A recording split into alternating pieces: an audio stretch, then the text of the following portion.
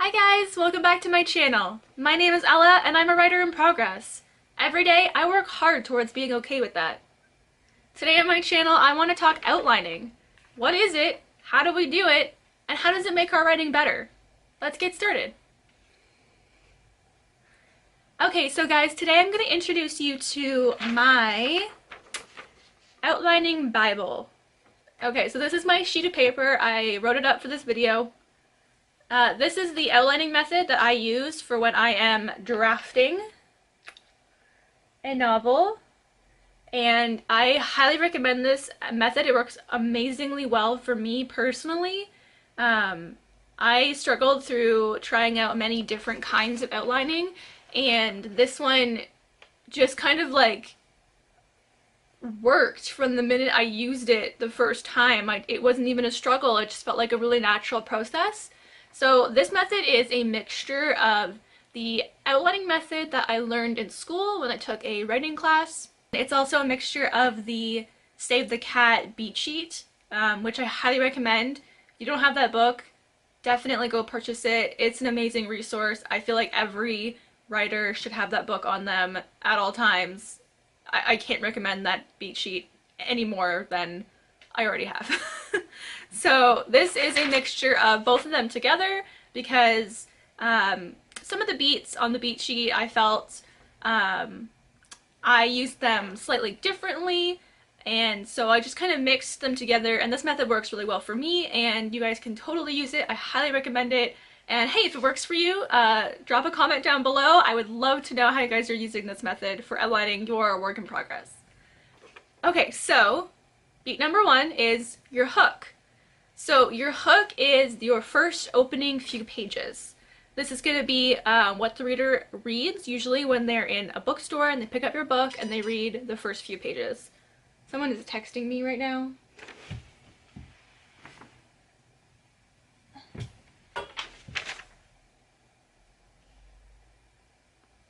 It's Rogers. Thank you, Rogers. Anyway. Okay, so let's get back to the hook. The hook is a really important part of your novel because it's going to be what draws the reader into your book, and it's going to be the reason that they keep reading. You want them to keep turning the pages. You want them to hopefully buy your book if they're reading it in a bookstore eventually one day. And this is going to be the thing that they read and they're like, oh my god, I need to know what happened next. I need to know why the character is thinking this way. I need to know why they're so nervous. I need to know why they just committed a crime. Something has to happen in the first page or few pages of your novel that leads the reader to need to know what's coming next. So your hook is definitely a very important part because it hooks the reader's attention, and you definitely want to gain their attention and then keep their attention throughout the rest of the book. Now, your hook also has a very other important part because it's going to kind of set the tone and the mood of your book throughout the rest of the journey. Because let's say you're writing a comedy and or a horror. These have very different tones and very different moods. You know, if you're a comedy, you want humor in that first few pages. You want maybe a comedy of errors, or, you know, a lot of sarcasm, you know, like a lot of joking, that kind of stuff, a very light, airy mood. But if you're writing a horror, on the other hand, then, you know, you want more of the horror genre, like you want more eerie atmosphere, you want more of like a suspenseful atmosphere. You definitely don't want as much humor because those first few pages are going to set your reader up for what they have to expect going forward.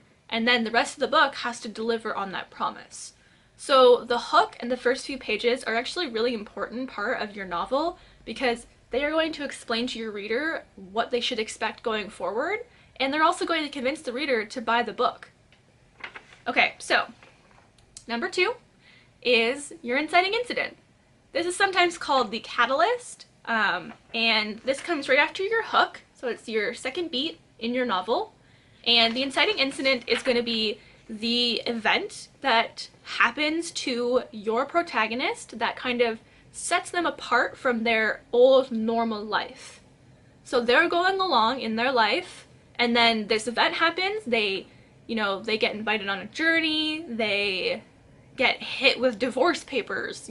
Something happens to them that's going to irrevocably change their life going forward. Now, this is a very important part of your book because let's say you don't have your inciting incident. It never happens. Well, that means that none of this can happen either. Your book doesn't exist without an inciting incident. So you need one in your book, and you need it within, personally, I would say within the first chapter. You want it to happen as quickly as possible, simply because everything that happens before the inciting incident happens in an environment of stasis. There's no change. Sure, your character is experiencing life just like anybody else would, but this is their normal life. Nothing has changed, nothing is altered, nothing's exciting. It's your exciting incident that's going to change all of that and kind of push your character outside of their normal into something new and into something exciting. Okay, so from the inciting incident, usually in the Save the Cat beat sheet, this is a separate beat all of its own. It's called the setup or the theme. But I just kind of include it in my first two beats because I feel like the setup is just kind of something that you do generally when you're introducing new characters in a new world.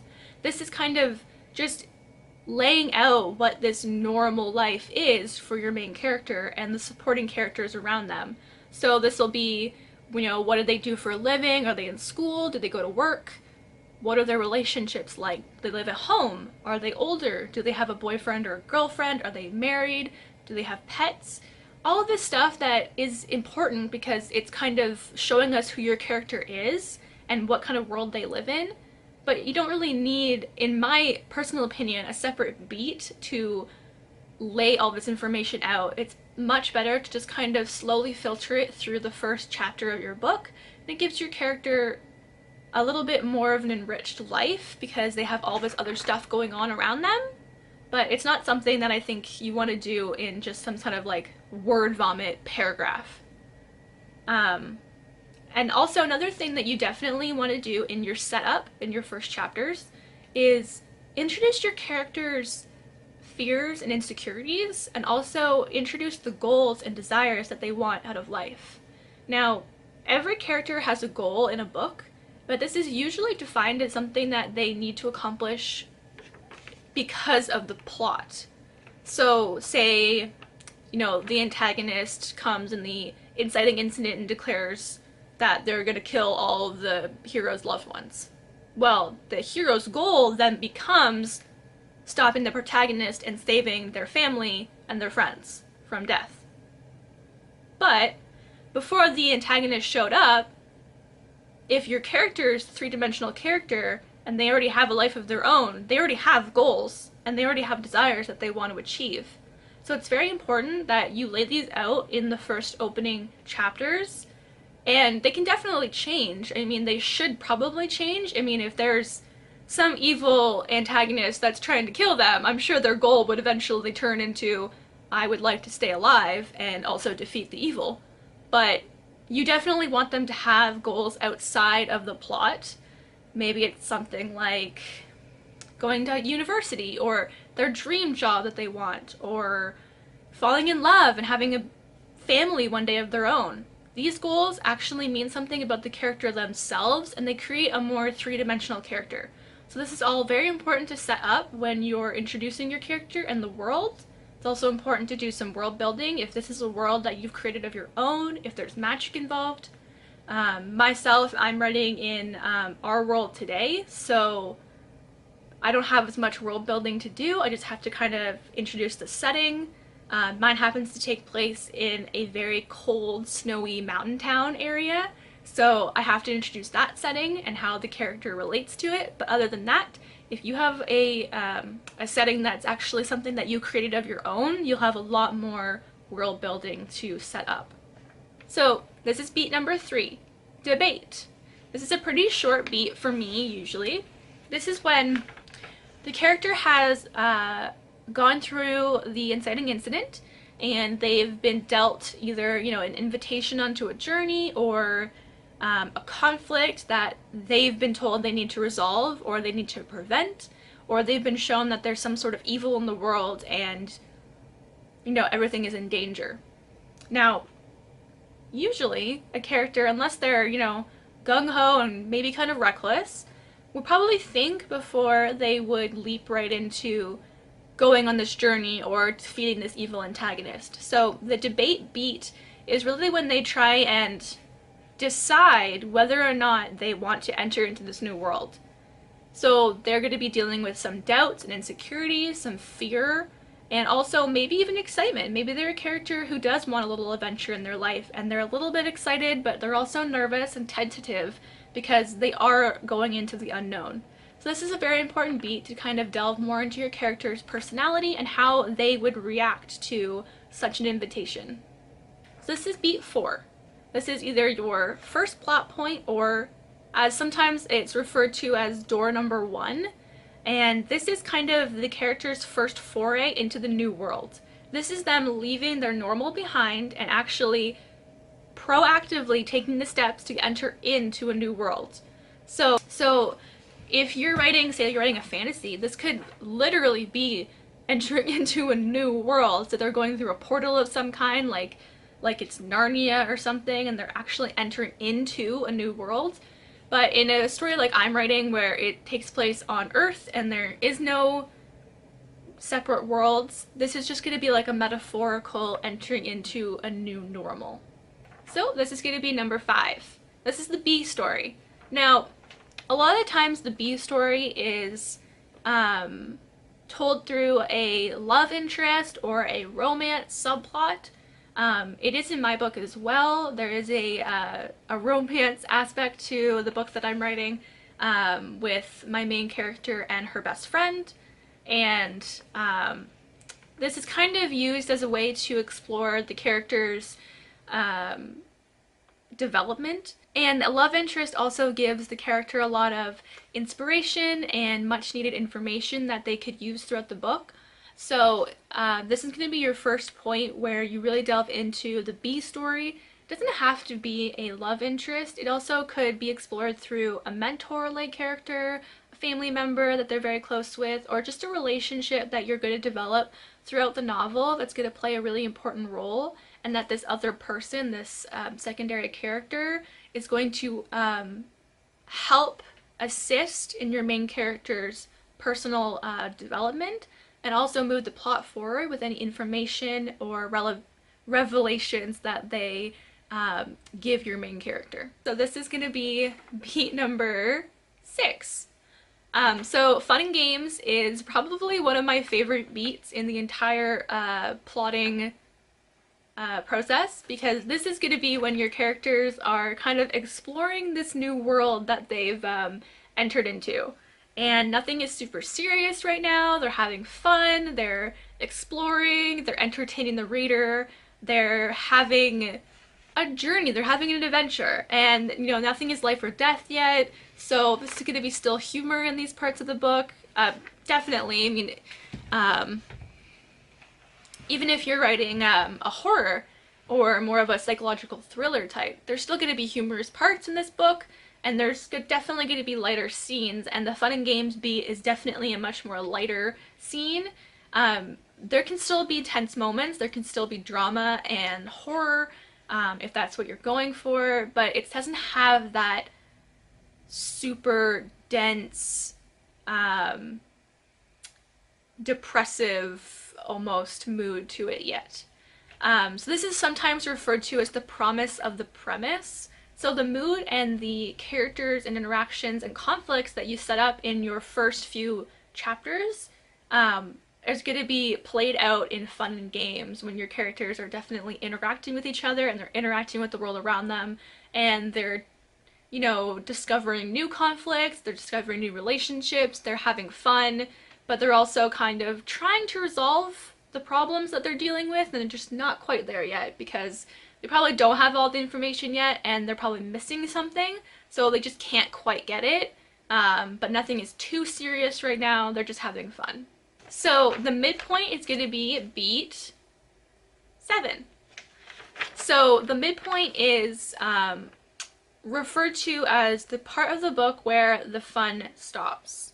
Now, this shouldn't be taken super seriously. If you're writing a book that has a comedic undertone, or like a romance or something that's not super serious, it's not like a tragedy, you can definitely have fun points and lighter points throughout the book. I advise by that because otherwise your book would be very dense to read through from this point on.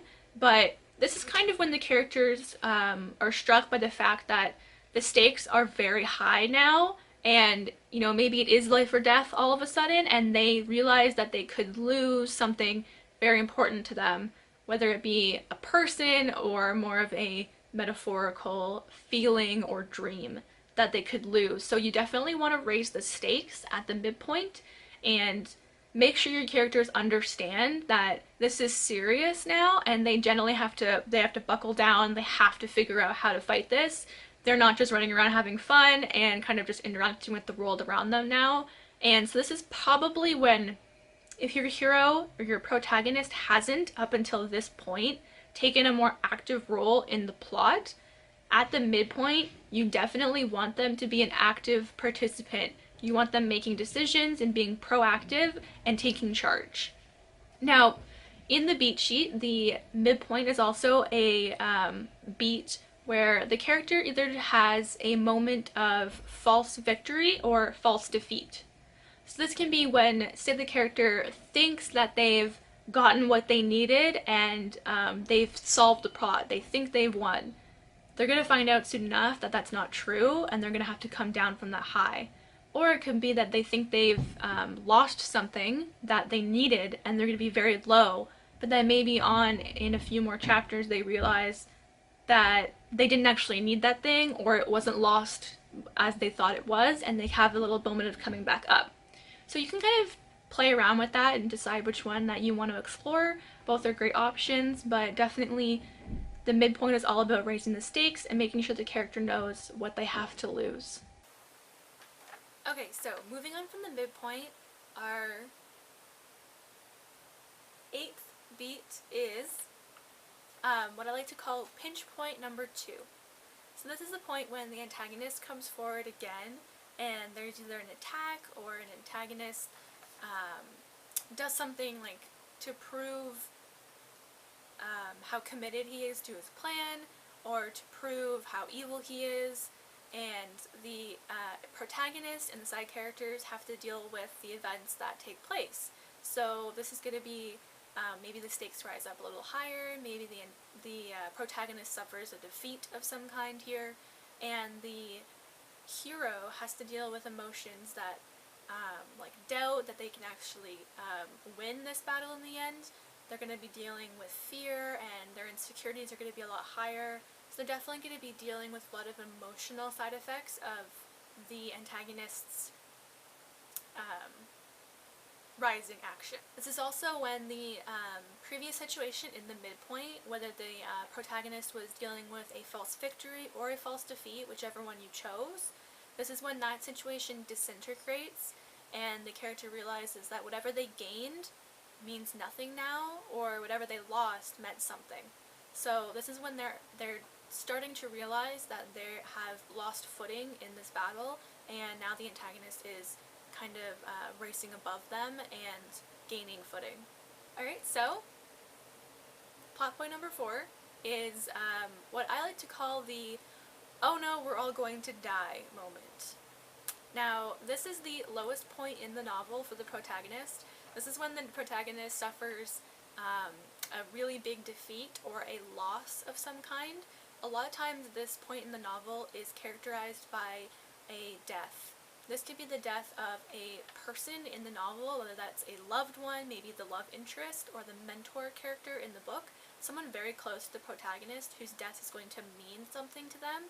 But it also could be a more metaphorical death. This could perhaps be the death of a dream that the character had held this entire time, something that they wanted a lot and they have to give it up, or something that is forcibly taken from them by the antagonist, and they have to grieve this death afterwards. Now, in this moment, we're all going to die moment, this is when the character experiences their worst moments of doubt and self-doubt, and they really start to believe that they're not going to be strong enough to overcome these obstacles, and that the antagonist is going to win this battle in the end. So you definitely want to play up the insecurities of the main character and kind of have their character development really take a hit at this point, and maybe make them feel as if they're not enough, they're not strong enough, and that they're going to fail. You really want them to kind of revel in this I'm not good enough feeling for a bit, and really have them hit rock bottom. Okay, so this brings us to point number 10. This is the Dark Night of the Soul beat. So this is also sometimes considered rock bottom. This is the character's literal lowest point. This is when they are nothing. They have given up hope. They've dealt with a death in the previous beat that wrecked them physically and emotionally and mentally.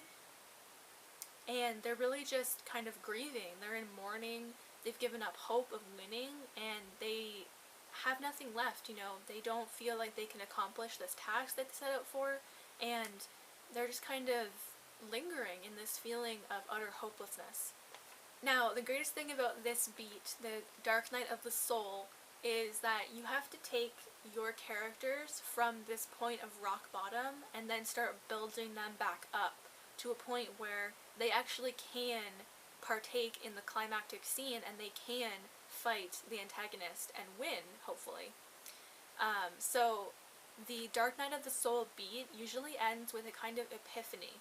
Either the character realizes that, yes, maybe they've lost something that they loved, but if they lost their love interest, say their love interest died, and they grieve this and they mourn for this loss, and they think, I'll never be able to overcome this pain and win this battle.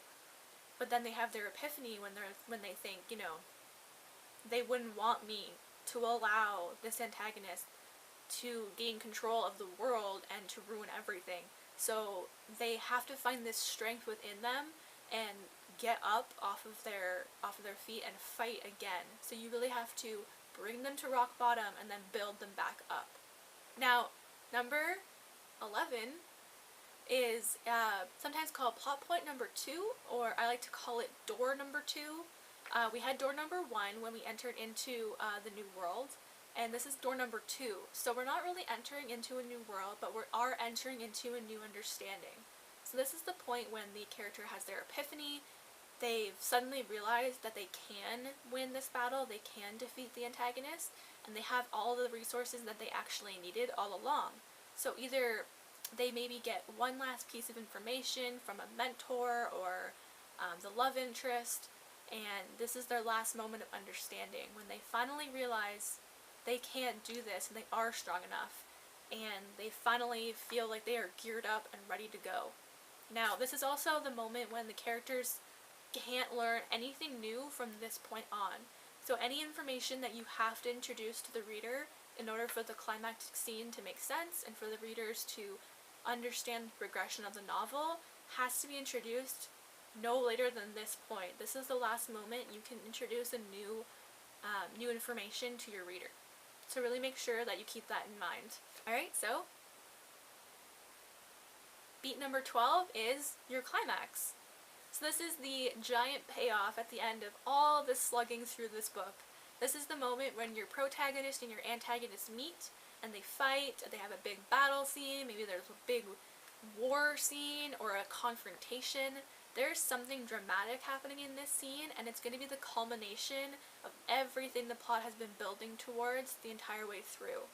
So this is the scene when the main character uses everything they've learned throughout the scene and all of the character development that they've gone through, and they put it all together and they use it in order to beat the antagonist.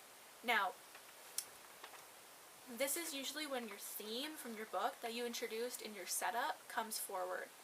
The theme that you set up for your book is going to be important for how your character defeats the antagonist and overcomes all of their conflicts that they've been dealing with. So really make sure that you bring your theme into the climactic scene, and really make sure that the reader understands why you chose this theme in the first place and what kind of message that you're trying to get across. And you don't want this message to be too heavy-handed. You don't want to hit the reader over the head with it. Just leave it subtle and they'll get it, trust me. Okay, so now we're down to our last beat. Beat 13. This is your final image, or sometimes called the resolution. This is the closing image of your novel. So your character has gone through all of the beats, and they've gone through the climax, and they've come out victorious on the other end.